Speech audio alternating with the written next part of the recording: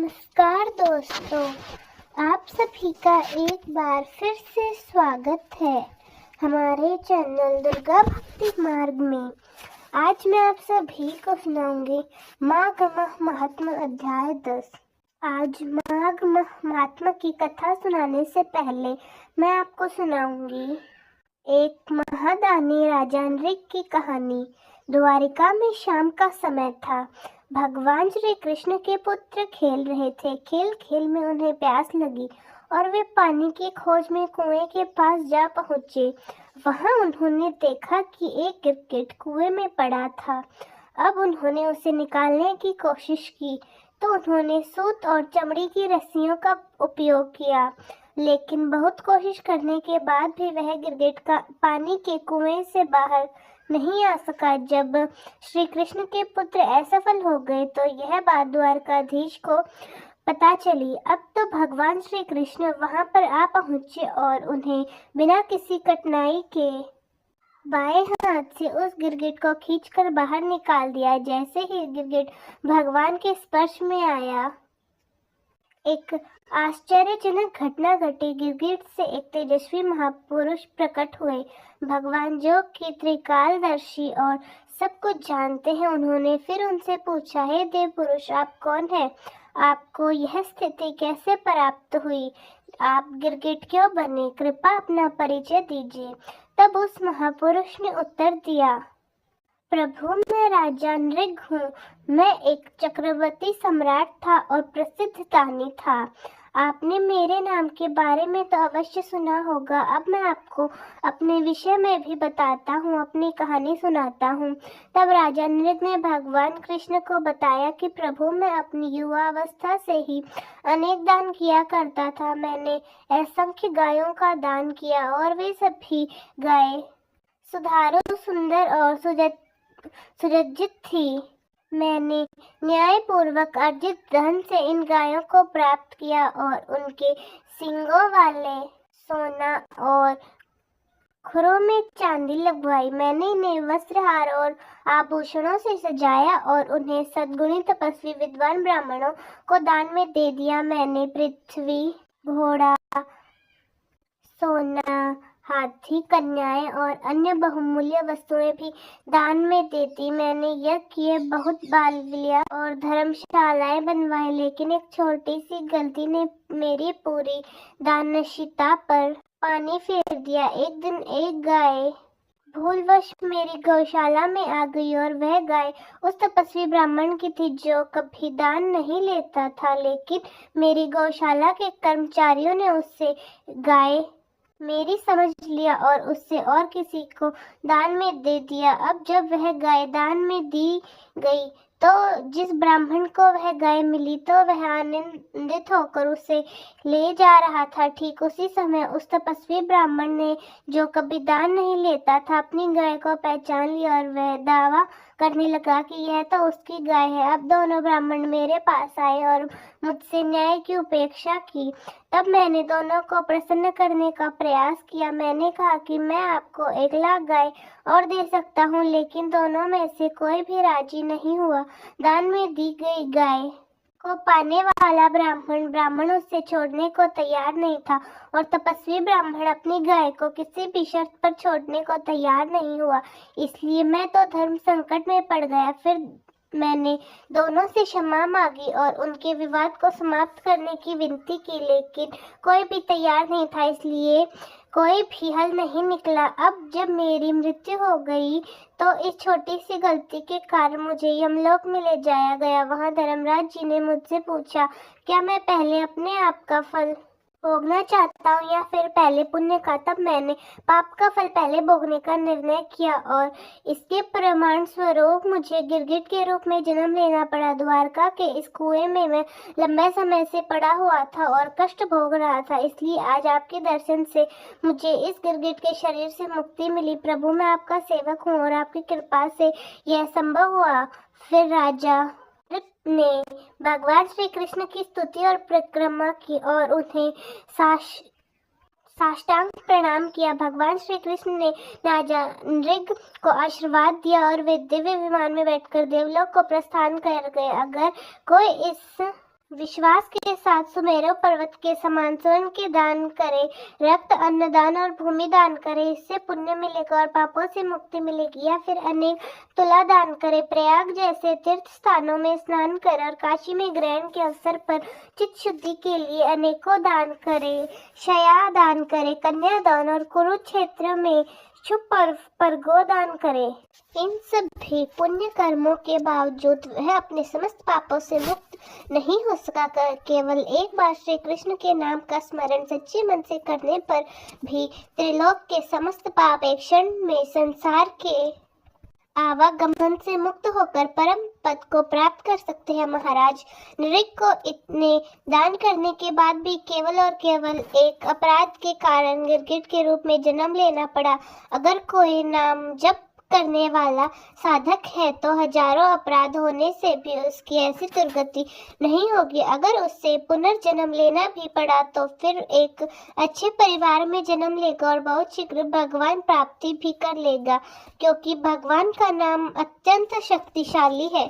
इसलिए अधिक से अधिक नाम जपने का, अधिक से अधिक भगवान की कथाओं को सुनने का प्रयास करके उसे अपने जीवन में आत्मसात करने का भी प्रयास करना चाहिए। अब सुनिए माघ माह अध्याय।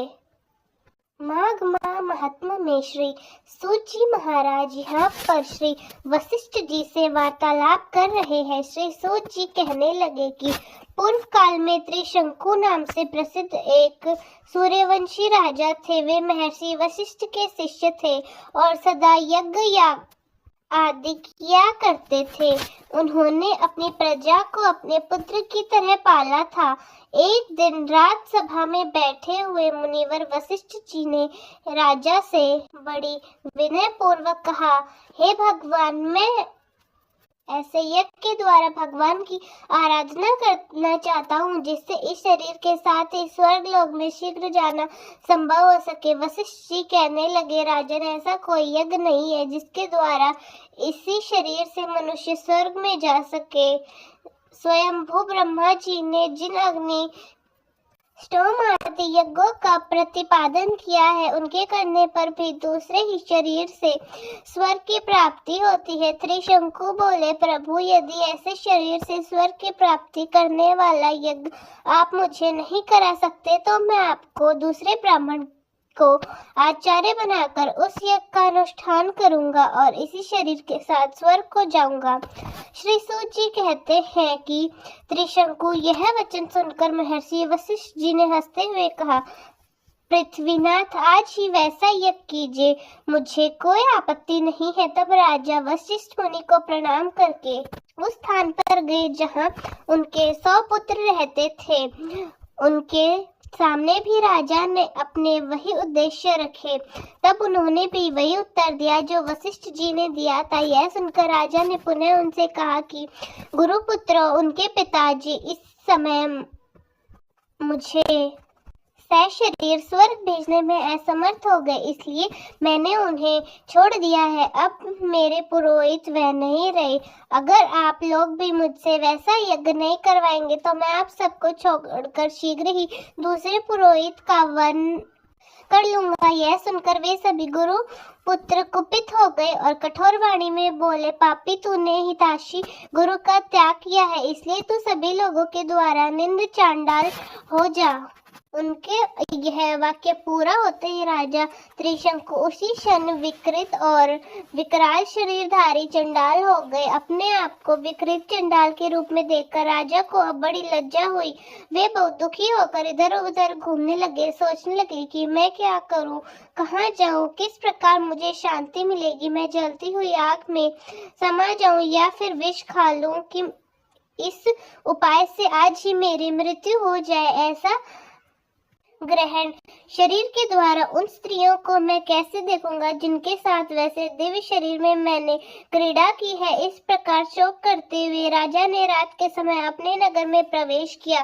फिर राजद्वार पर ठहर कर मंत्रियों सहित पुरोहित को बुलाकर श्राप संबंधी सारी बातें उन्हें बता दी। दूर खड़े हुए राजा के यह वचन सुनकर वे मंत्री और पुत्र भी शोक मगन होकर रोने लगे। तब राजा ने अपने मंत्रियों से कहा कि अगर मैंने मेरे प्रति तुम्हारे हृदय में अविचलन भक्ति भाव हो तो अब मेरे पुत्र का मंत्र स्वीकार कर लो। मेरा बड़ा पुत्र हरिश्चंद्र मुझे बहुत ही प्रिय है, उसके लिए शांत होकर इसको मेरे स्थान पर यथासंभव शीघ्र ही राजा बनाओ।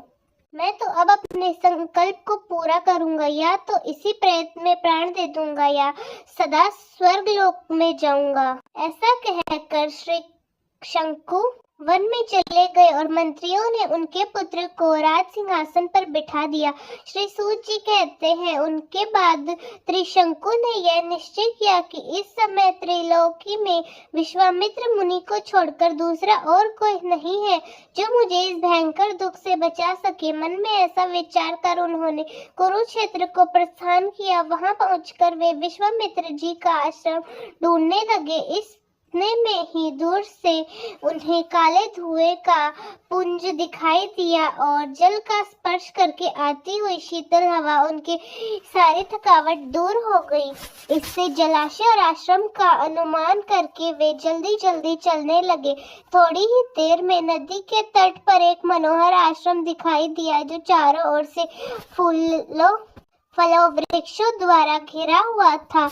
वहां नेवले, सांप, उल्लू, बिलाव, चूहे और नाना प्रकार के मृग के साथ खेल रहे थे। उसी आश्रम पर पहुंचकर त्रिशंकु ने तपस्या के निधान विश्वामित्र मुनि को देखकर उनका दर्शन करके दूर खड़े होकर अपने नाम का परिचय देते हुए उन्होंने मुनि को साक्षात प्रणाम किया और कहा, हे विप्र, मैं श्राप से मुक्त होने के लिए संपूर्ण जगत के मित्र महर्षि विश्वामित्र की शरण में आया हूँ। सुनकर विश्वामित्र जी कहने लगे, राजन, तुम तो वशिष्ठ जी के यजमान हो। वशिष्ठ या फिर उनके पुत्रों को ही तुम्हारा यज्ञ कराना चाहिए, फिर उन्होंने तुम्हें श्राप क्यों दिया? तुमने उनका कोई अपराध किया था जो? उसके बाद त्रिशंकु कहने लगे, मुनि, मैंने वशिष्ठ जी से ऐसा कराने के लिए प्रार्थना की थी जिसके द्वारा मेरी इसी शरीर से स्वर्ग लोक में जाने की संभवता हो सके। और मेरी प्रार्थना सुनकर उन्होंने मुझे उत्तर दिया कि राजन, ऐसा कोई यज्ञ नहीं है जिससे देहांत ग्रहण किए बनाए शरीर से स्वर्ग लोक में जाया जाए।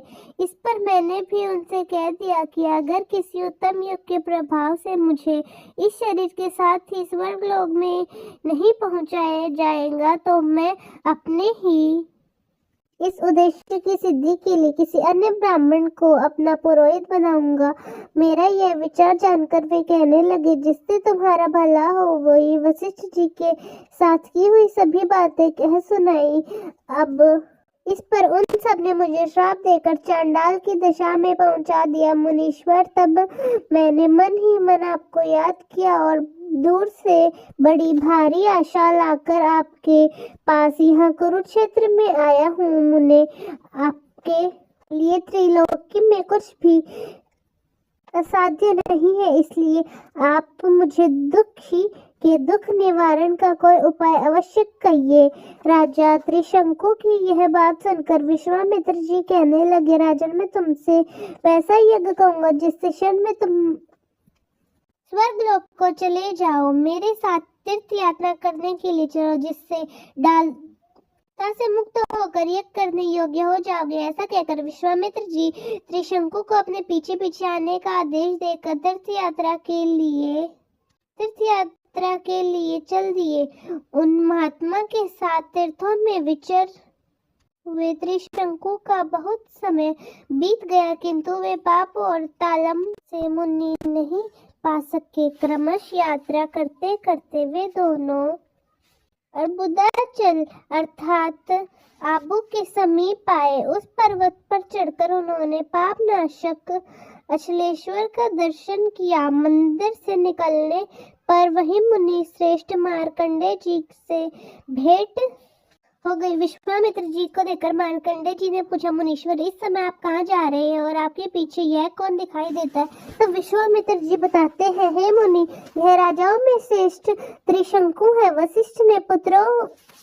वशिष्ठ के पुत्रों ने क्रोध करके इन्हें चांडाल की दशा में पहुंचा दिया। मैंने इनसे प्रतिज्ञा की है कि जब तक तुम पवित्र नहीं हो जाओगे तब तक मैं तुम्हारे साथ रहूंगा। और मैं तुम्हारे साथ 7 तीर्थों में भ्रमण करूंगा। मैंने पृथ्वी के सभी तीर्थों और मंदिरों में भ्रमण किया, किंतु यह तो अभी तक पवित्र नहीं हो सकती, इसलिए मैं इस पृथ्वी को त्याग कर कहीं अन्यत्र चला जाऊंगा। श्री मार्कंडेय जी कहने लगे, मुने अगर ऐसा है तो आप इस पृथ्वी लोक को त्याग कर कहीं मत जाइए। इस पर्वत के नेत्रीय कोण में अनंत देश के भीतर एक स्थान है जहाँ श्रेष्ठ देवताओं ने पहले स्वर्ण शिवलिंग की स्थापना की थी। पाताल में से जो हटकेश्वर लिंग प्रसिद्ध है, उसी के नाम पर इस शिवलिंग को भी लोक में हटेश्वर कहते हैं। भगवान वही पाताल गंगा का जल है जो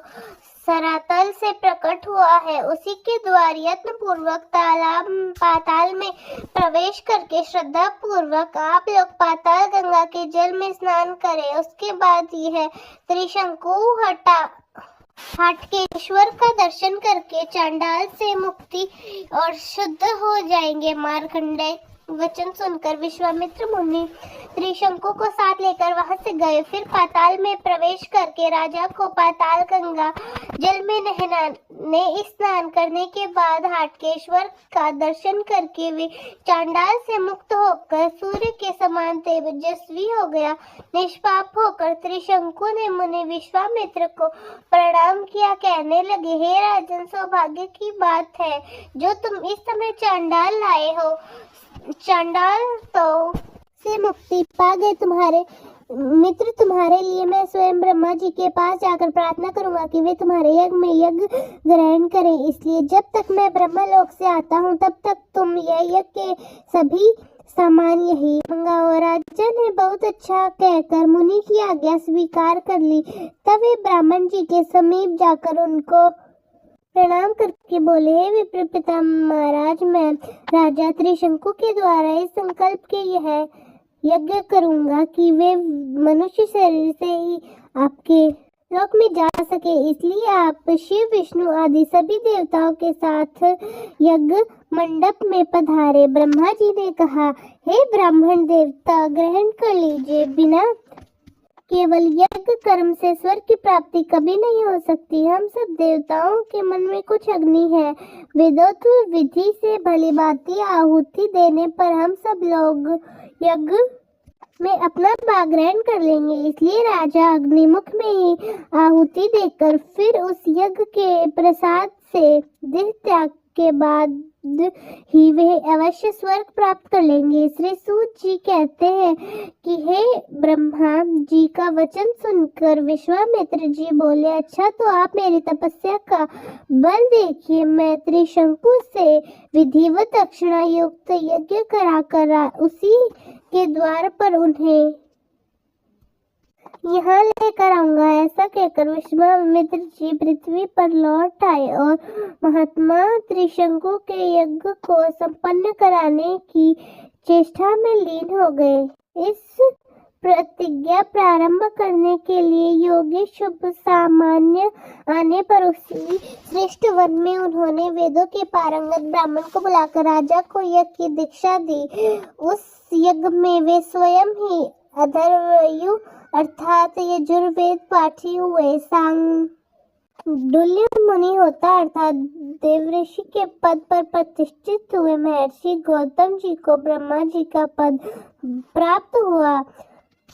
मित्र वरुण कर्म में महर्षि वचन, अग्निदेव उद्दा तथा अर्थात सामदेव जमनी प्रतिहार शंकु कर्ण प्रस्तुत शालागाल उत्तापलिस जी रस्सी और मुनीश्वर गर्ग होता हुआ अत्रि निष्ठा तथा भुर्जी अच्छा ताक बनाए गए श्रद्धालु त्रिशंकु इनको भी रीतिवज बनाया और स्वयं बाल कटवा कर मृग धर्म धारण कर लिया। हाथ में हिरण का सींग ले लिया और दूध पीकर रहने लगे।